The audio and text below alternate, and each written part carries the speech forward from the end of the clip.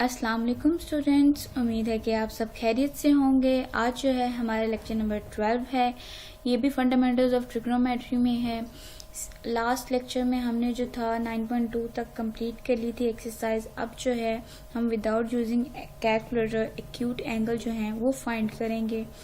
Students, acute angle होते क्या हैं वो देखेंगे और उनकी जो ट्रिग्नोमेट्रिक फंक्शंस की वैल्यूज़ हैं वो फाइंड करेंगे। चलिए जी, स्टार्ट करते हैं हमारा आज का लेक्चर जो है the values of trigonometric functions of acute angles. Students, acute angles वो एंगल्स होते हैं जो 90 डिग्री से लेस होते हैं, मींस जो फर्स्ट क्वाड्रेंट के अंदर लाई करते हैं, जैसे 30, 45, 60। ये जो एंगल्स हैं ये एक्यूट एंगल्स हैं। इसके अलावा और भी बहुत से एंगल हैं, लेकिन ये स्टैंडर्ड एंगल्स हैं जिनके मल्टीपल्स हम फाइंड करते हैं। चलिए जी स्टूडेंट, स्टार्ट करते हैं। उसके लिए हमने सबसे पहले जो है एक राइट ट्रायंगल कंसीडर करनी है। हमें पता है राइट ट्रायंगल होती क्या है, ऐसी ट्रायंगल जिसमें जो एक एंगल जो है वो 90 डिग्री का होता है। अब उसके बाद हमारा जो सबसे पहला एंगल है वो है 45 डिग्री। तो स्टूडेंट्स, हमें पता है 45 डिग्री किसके इक्वल होता है रेडियंस में, π/4 रेडियन। स्टूडेंट्स, हमारे पास ये जो ट्रायंगल है ये आइसोसेलेस ट्रायंगल है। आइसोसेलेस ट्रायंगल्स ऐसी ट्रायंगल होती है जिसमें जो दो साइड होती हैं उनकी लेंथ इक्वल होती है। लेंथ का मतलब है उनका साइज, मतलब अगर मैं एक सेंटीमीटर ले रही हूँ तो दूसरी भी 1 सेंटीमीटर होगी। इनकी ऐसी ट्रायंगल जिसमें दो साइड्स की जो लेंथ है वो इक्वल हो, उसे आइसोसेलेस ट्रायंगल कहते हैं। फॉर एग्जाम्पल, अगर हम ऐसी हमारे पास ए और बी जो है उनकी लेंथ क्या है 1, ठीक है। और स्टूडेंट्स, हमें पता है ट्रायंगल के अंदर जितने भी एंगल्स होते हैं उनकी जो इक्वल जो है सम होता है वो 180 डिग्री होता है। फॉर एग्जाम्पल, हमने राइट ट्रायंगल तो ले ली, हमने एक एंगल 45 डिग्री का लेना है, ठीक है। यहाँ पे तो सामने वाला एंगल तो वैसे ही 90 डिग्री है, तो स्टूडेंट बाकी क्या रह गया 45 डिग्री। नहीं तो आप इसको वैसे भी चेक कर सकते हैं, 90 degree plus 45 degree is equal to 180 degree. Plus उसमें से 180 डिग्री में से जब हम इसको माइनस करेंगे तो हमारे पास 45 डिग्री ही बचता है। और हमने ये चेक भी कर सकते हैं 90 degree plus 45 degree plus 45 degree तो हमारे पास इक्वल क्या आता है। ठीक हो गया स्टूडेंट्स। नेक्स्ट हमने बाय यूजिंग पिथागोरस थ्योरम हमारे पास दो साइड्स तो आ गए, क्योंकि आइसोसेलेस ट्रायंगल हमने एज्यूम कर लिया ये 1 है। 1 से लेस हम ले ही नहीं सकते थे, वो पॉइंट्स में आता है। 1 से ग्रेटर हम लेते तो हमारे पास एजम्पशन, हम कोशिश करते हैं मीन लेस वैल्यू लें और हम फाइंड कर लें। हमारे पास हमने एज्यूम कर लिया कि ये जो है ए और बी दोनों क्या है 1 के इक्वल है। हम सी की वैल्यू फाइंड कर सकते हैं बाय यूजिंग पिथागोरस थ्योरम। वो क्या है, hypotenuse square equal to base square plus perpendicular square. दोनों की वैल्यू क्या है 1, तो सी स्क्वायर इक्वल टू 2 आएगा।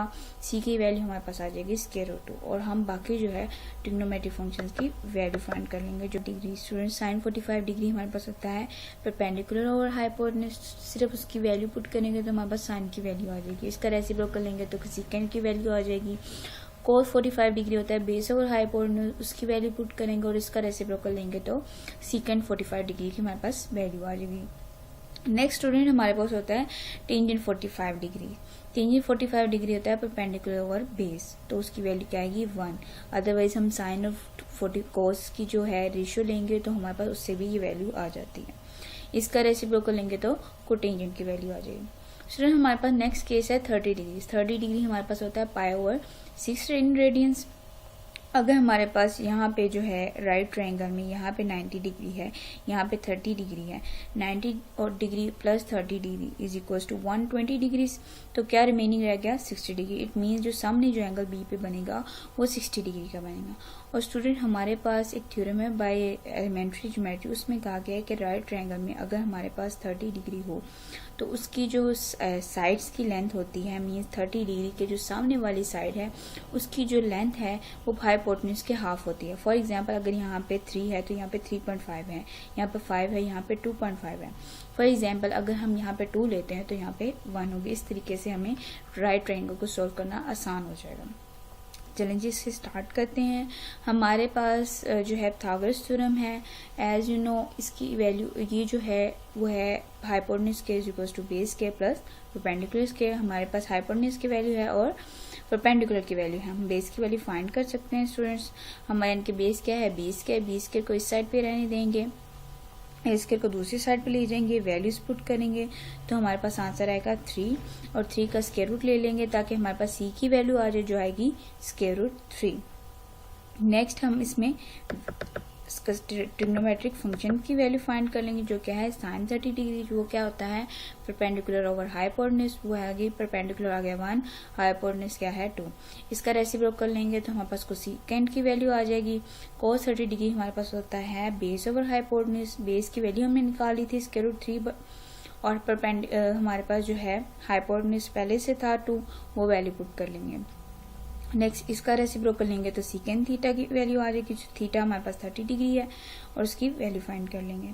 सेम टेंजेंट जो 30 डिग्री हमारे पास क्या होता है परपेंडिकुलर ओवर बेस, तो परपेंडिकुलर हमारे पास 1 है, बेस हमने फाइंड की स्क्वायर रूट 3, तो हमारे पास टेंजेंट 30 डिग्री की वैल्यू आ गई। और अगर हम इसी का रेसिप्रोकल लें तो हमारे पास आ जाएगी कोटेंजेंट 30 डिग्री की वैल्यू। स्टूडेंट नेक्स्ट हमारे पास केस है क्वेश्चन नंबर 3 जिसमें हमने 60 डिग्री के ट्रिग्नोमेट्रिक रेशियो जो हैं वो फाइंड करनी है। तो स्टूडेंट 60 डिग्री हमारे पास होता है π/3 रेडियंस, तो ये उसकी राइट ट्रायंगल आ गए। अब स्टूडेंट्स यहाँ पे है 90 डिग्री और यहाँ पे है 60 degree, 90 degree plus 60 degree is equal to 150 degrees. और हमें पता है अंदर जितने भी एंगल्स होते हैं ट्रायंगल के अंदर या ट्रायंगल के अंदर उनका सम जो होता है 180 डिग्री होता है। तो ये कंप्लीट करने के लिए 180 डिग्री में हम हमारे लिए पास क्या लेस है, हमारे पास 150 डिग्री तो पहले है, 30 डिग्री और ऐड करेंगे ताकि हमारे पास जो सम है वो 180 डिग्री हो जाए। और हमने लास्ट जो था एग्जाम केस जो सोल्व किया उसमें हमने बताया था कि जब 30 डिग्री हमारे पास हो तो हाइपोटेन्यूज जो एंगल होता है 30 डिग्री के सामने वाला एंगल साइड जो होती है उसका की जो लेंथ होती है हाइपोटेन्यूज की हाफ होती है। अब 30 डिग्री जो यहाँ पे है इसके सामने वाली साइड है ये हाइपोटेन्यूज यहाँ पे 2 होगा तो यहाँ पे 1 होगा, यहाँ पे 3 होगा तो 1.5 होगा, इसलिए हमने अपनी आसानी के लिए होल डिजिट लिया वो क्या है 2, इसलिए इसका हाफ लेंगे तो 1 आ जाएगा। स्टूडेंट यहाँ पे हमने परपेंडिकुलर की वैल्यू फाइंड करनी है तो same by using Pythagoras theorem हम ए के इस साइड पे रहने देंगे, बी के उस साइड पे ले जाएंगे, वैल्यू पुट करेंगे तो हमारे पास आंसर आ जाएगा स्क्वायर रूट 3। सिंपल हमने सिर्फ इसकी ट्रिग्नोमेट्रिक रेशियोज की वैल्यू हमें पता है साइन 30 डिग्री हमारे पास 60 डिग्री हमारे पास होता है परपेंडिकुलर ओवर हाइपोटेन्यूज, परपेंडिकुलर हमारे पास आ गया है स्क्वायर रूट 3 और हाइपोटेन्यूज हमारे पास पहले था 2। इसका रेसिप्रोकल लेंगे तो कोसेकेंट 60 डिग्री की वैल्यू आ जाएगी। स्टूडेंट्स cos 60 डिग्री हमारे पास पहले होता है बेस ओवर हाइपोटेन्यूज, बेस हमारे पास क्या है 1 और हाइपोटेन्यूज क्या है 2। इसका रेसिप्रोकल लेंगे तो सीकेंट 60 डिग्री आ जाएगा और टेंजेंट 60 डिग्री हमारे पास होता है परपेंडिकुलर ओवर बेस, परपेंडिकुलर हमारे पास क्या है स्क्वायर रूट 3 और बेस क्या है 1, तो ये आ जाएगा और इसका रेसिप्रोकल लेंगे तो टेंजेंट 60 डिग्री आए। स्टूडेंट ये तो हमारे पास आ गई values of acute angles. Next हमारे पास कुछ एग्जांपल्स हैं जिसको सोल्व करेंगे क्योंकि ये तो आपके कंसेप्ट पे बेस करता है, लेकिन जो एग्जांपल्स आएंगी आपको पेपर्स में वो आएंगी। चलिए जी उनकी तरफ मूव करते हैं। हमारे पास जो है फर्स्ट एग्जांपल है वो है 420 डिग्रीज। हमें पता है 420 डिग्रीज या कोई भी एंगल हो चाहे वो डिग्रीज में हो चाहे वो रेडियंस में हो तो हम उसको किस तरीके से शो करते हैं। यहाँ पे हम अगर हमारे पास रेडियन में एंगल है तो हम उसको लिखते हैं एंगल जो है जनरल रिप्रेजेंटेशन है थीटा प्लस 2 के, और अदरवाइज हमारे पास डिग्री में हो तो हम लिखते हैं थीटा प्लस 360 डिग्री के। ठीक हो गया।